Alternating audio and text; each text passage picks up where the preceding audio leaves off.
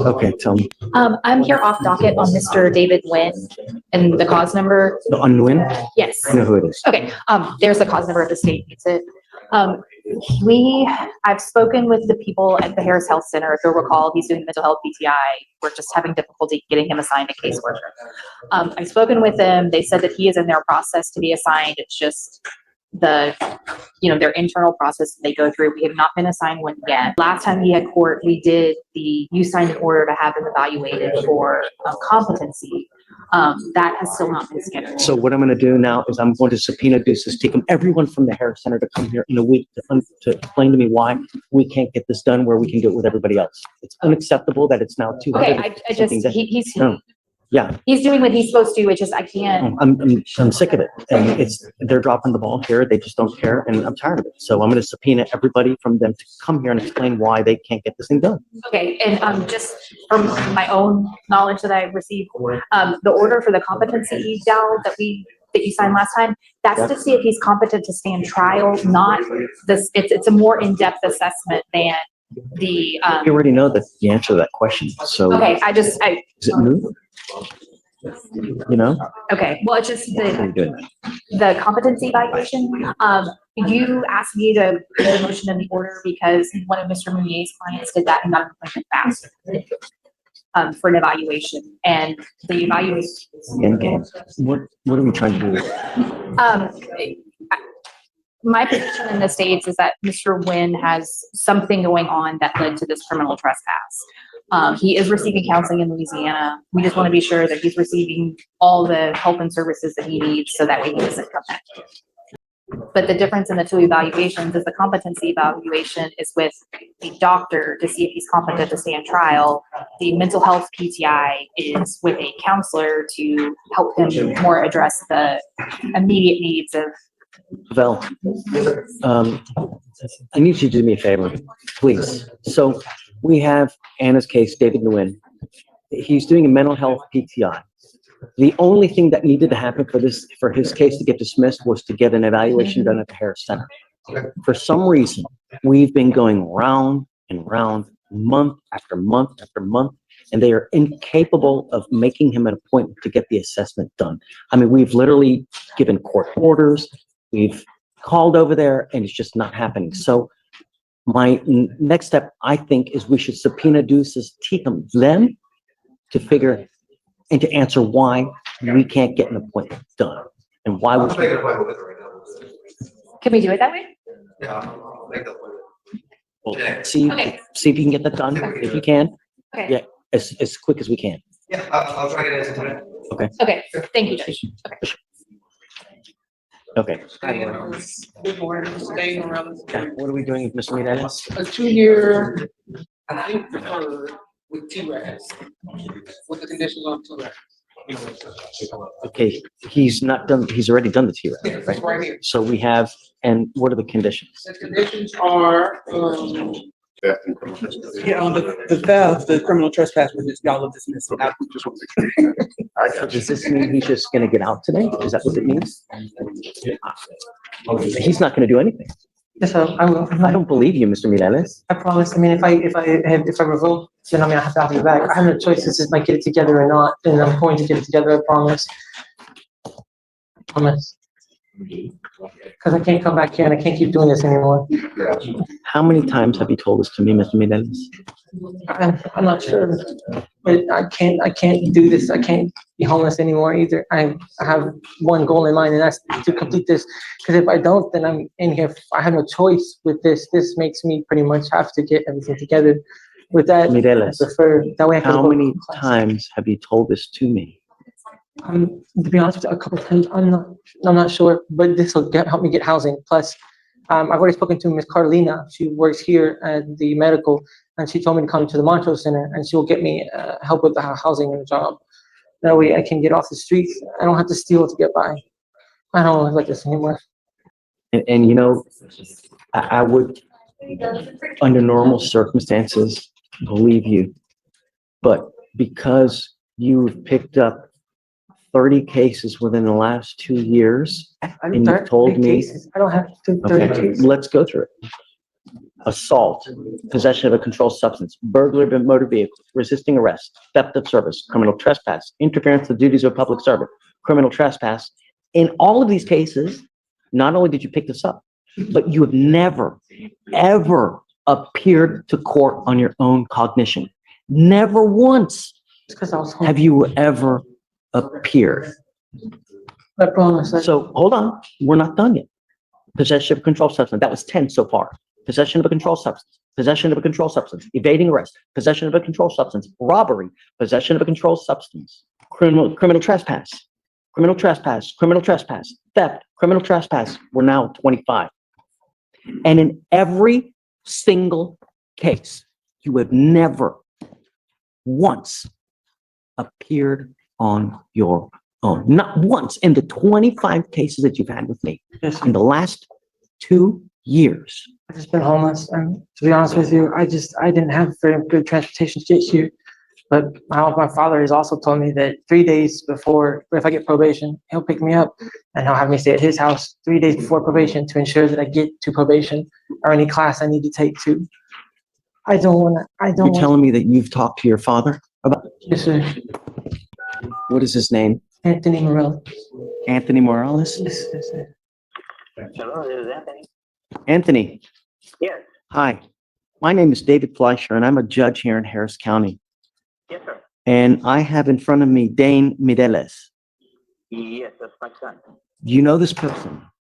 Yes, sir, he's my son. When's the last time you talked to him? About, let's see, about in March, maybe the first week of April. He only calls me when he needs some money, and I usually meet up with him. Have you talked to him about what's going on recently? No, I haven't. I know that he gets arrested because he does theft, and he's telling me he can't do that. And the problem with him, with my son, is that he went through some, I guess compared to PTSD, but he doesn't want to get medical help. He doesn't want to go into a hospital.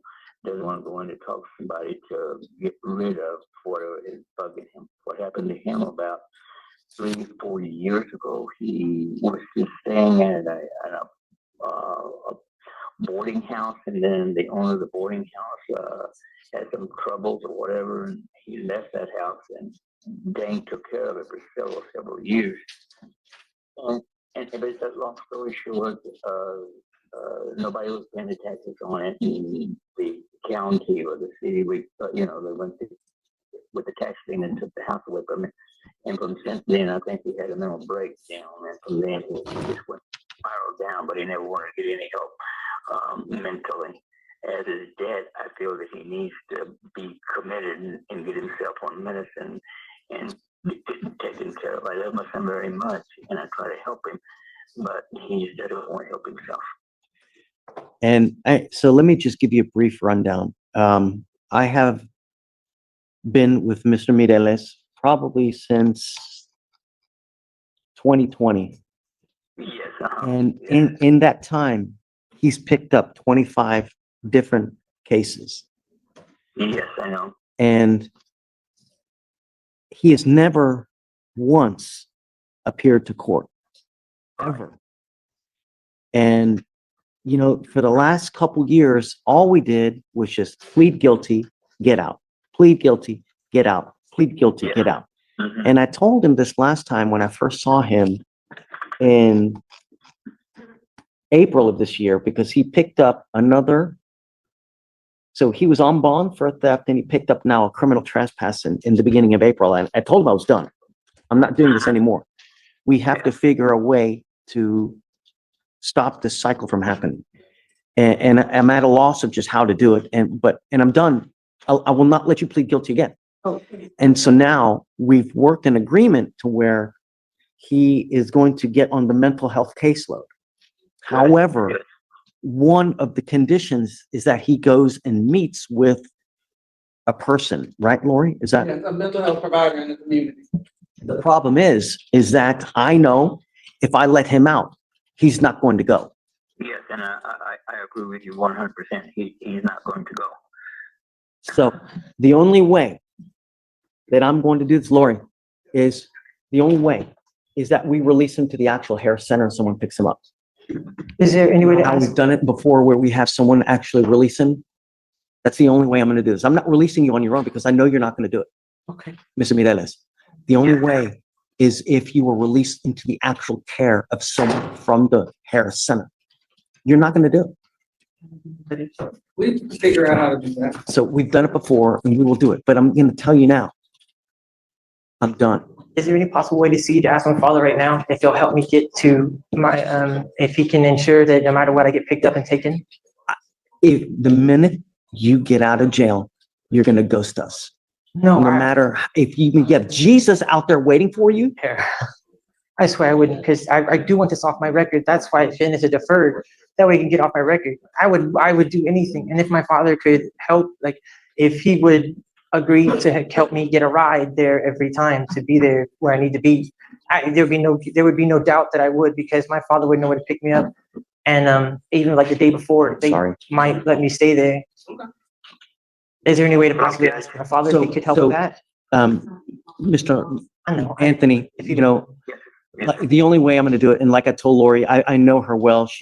She's the lawyer that I've appointed to Mr. Midelez here, that we're going to try to work it to where he's released to the actual custody of the Harris Center, which is a mental health rehabilitation center, to try to get and work through these issues. And I'm sorry, Lori, I know that you're frustrated. You know. I'm just wanting to let you know, that's not. Yeah, tell me. I don't know. Yeah, I agree with you. Dane is not going to do. His sister who lives in Dallas, when this happened, I guess he went to try to go up there and stay with her for a couple of, well, he didn't in the last 2 months up there. She took him in, was going to take him in her house, and all she asked was, did he get him a little job? He never did get him a job, and just running around all over there. So finally, she just brought him back and said, I can't take care of him. He just doesn't want to. He doesn't want to accept that he needs help. And I agree 100% with you. If you put him out on the street, No, he'll be my calling sister me was a tomorrow. father. I had to leave her house. And I'll go He take doesn't it to know. him, and I'll let you I've talked to him, but and he'll promise me everything. But he never does. He doesn't call me again until he can't go out and steal or do whatever. And he really needs. I used to give him a lot of money, but now I'm giving him $25. Just, because I can't trust. He's to the point that he doesn't want to go get help. He doesn't want to help anybody's help.